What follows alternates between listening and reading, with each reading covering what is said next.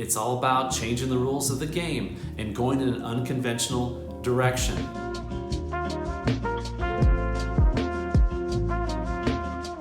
Okay, in today's video, we're going to talk about 3 easy ways to increase your revenue as a freelancer. And that could be a kind of sensitive topic, a source of frustration for a lot of freelancers for a lot of reasons. Firstly, freelancers don't always know kind of how to price themselves. And they also struggle to find clients. They also struggle to find consistent clients and a full pipeline. So today I just want to share with you 3 specific ways that you could easily increase your revenue if you decide to do so. So the first one, if you charge hourly, is simply to raise your rates per hour. So when I first got started as a graphic designer, I had a lot of work coming in, and I just kind of arbitrarily charged a certain hourly rate. And I did that for several months, maybe even nearly a year. And I kind of did it in such a way that I was testing the market, like who would say yes to me and pay me money to do graphic design. I was also just kind of practicing just working. So any kind of work I can get in, I can get experience, I can kind of build my instincts, and I can get better at my craft. But everything changed when a neighbor of mine, who is actually a branding and social media marketing consultant, kind of had a meeting with me, and I just kind of interviewed her regarding what she did for a living. But then she started asking me a lot of questions. And the first question she asked me was, Garrett, what do you charge per hour for graphic design? And I told her, and her eyes got huge. And she kind of just deflated, looked down at the ground, looked at me and said, I contract with graphic designers all over this town. I'm familiar with all of them. And I'm going to tell you 2 things. One, they all charge more than twice what you're charging. And secondly, you are far more talented than they are. Her advice to me, double your rates. And I'm like, no. I was afraid to lose all my clients that I'd had for such a long time. And she's like, no. Trust me, they know that they are getting a raw deal out of you. And if you decide to suddenly go at market rate and they think that you're talented and you're giving them value, then they are not going to bat an eye at doubling your rate, and they will pay it. And she was right.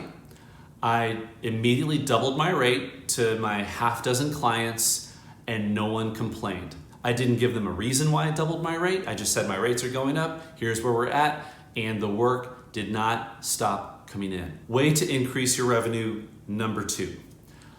Stop charging hourly and start charging a package, or start charging the value of the deliverable. Totally different game. Here's the conventional wisdom that so many designers, creatives, practitioners follow. So let's just say that you're a graphic designer and your hourly rate is $50. And then you capture a client who wants to hire you to design their logo. And they're gonna ask you, what's your hourly rate? You're gonna say $50. And then they're gonna say, well, how many hours would it take for you to design my logo? And you don't know, but you say 10 hours. Because in your mind, $500 sounds really good to draw pictures for someone that may land on business cards and billboards somewhere. And so now you're on the hook to deliver a logo for $500. Here's the deal. You don't know if it was gonna take 10 hours. It may go really badly, and you may have to crumble up a lot of pieces of paper and throw them in the wastebasket and start over again.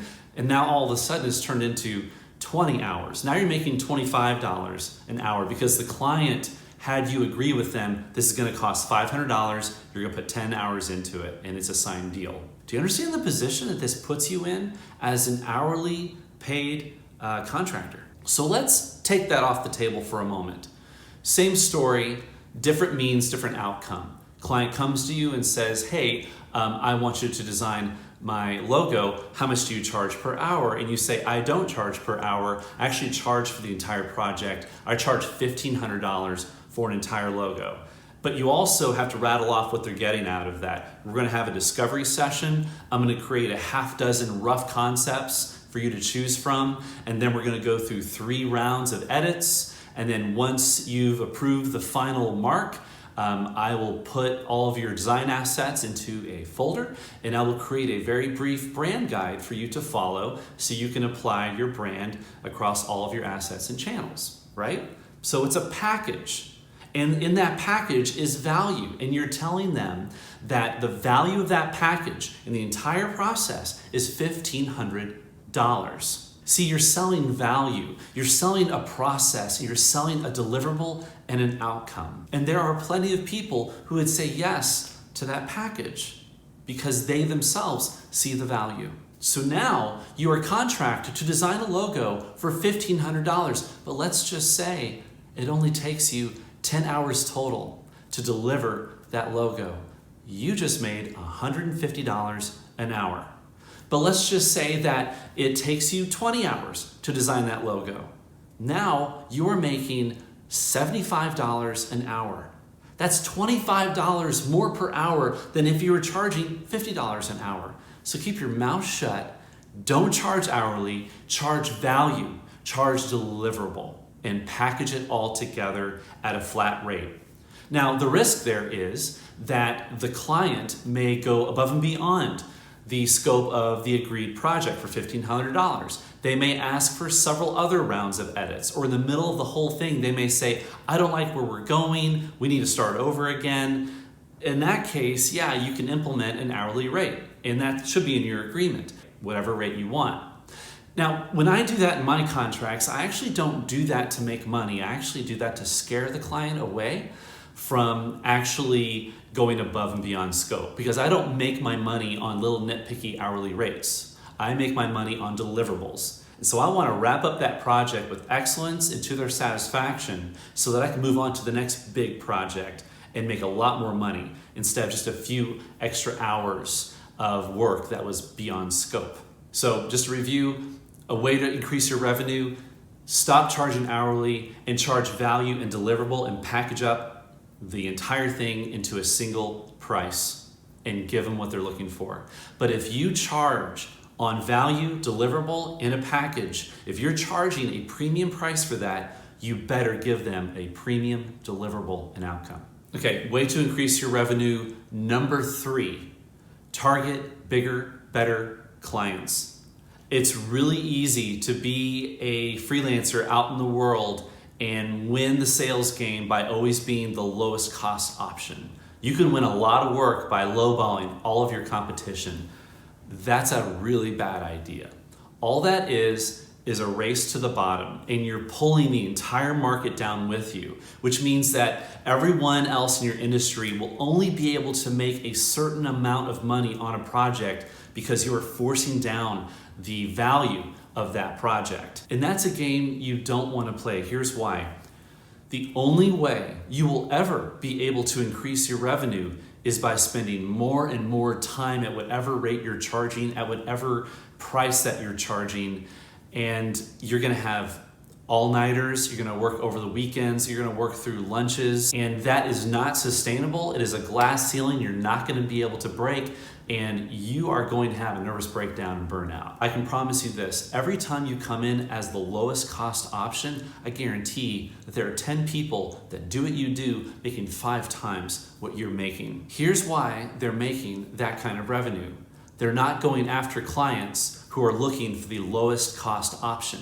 Those freelancers are looking for clients who value talent, reliability, and customer service. And those clients are willing to pay a premium to get those things. So go after bigger, better clients that are willing to pay for what they really want.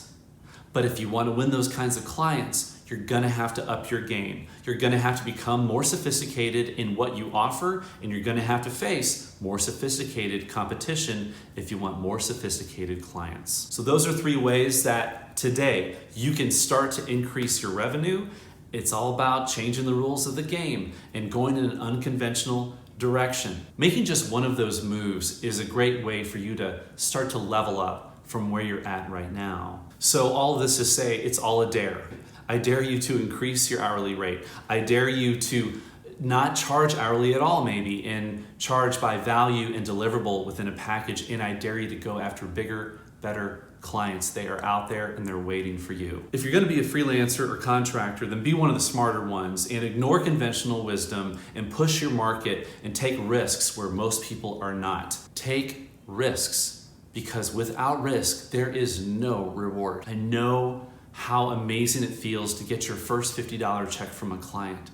But I want you to picture getting checks that aren't just $50. What about a check that's hundreds of dollars? What about a check that's thousands of dollars? What about a check that's tens of thousands of dollars? All of that is within your reach if you're willing to offer value and you're willing to take those kinds of risks.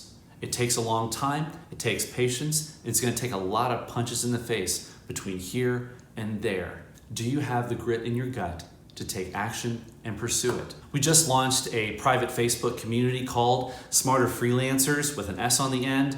There's a link below. I invite you to click on that link, answer 3 questions, and you're in. Come join the conversation with us. Thanks for listening. Thanks for being a part of this conversation. I'm curious to hear your comments or questions below. Let's keep talking.